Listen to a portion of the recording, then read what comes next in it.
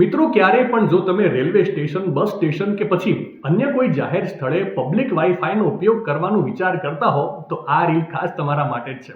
કેમ કે મફત વાઈફાઈના ચક્કરમાં તમારી સાથે મોટી છેતરપિંડી થઈ શકે છે.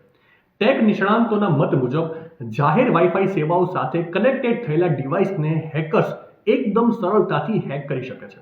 તેઓ મફત વાઈફાઈ સેવાને એક્સેસ કરીને કનેક્ટેડ ડિવાઇસમાં વાયરસ અથવા માલવેર સરળતાથી ટ્રાન્સમિટ કરી શકે છે.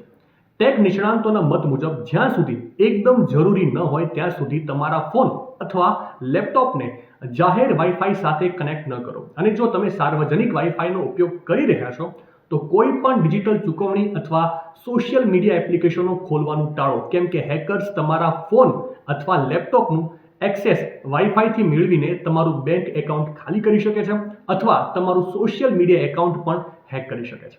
માહિતી સારી લાગી હોય તો રીલને વધારે શેર કરજો અને આવી જ અવનવી માહિતી માટે સંદેશ ડિજિટલ સાથે જોડાયેલા રહેજો.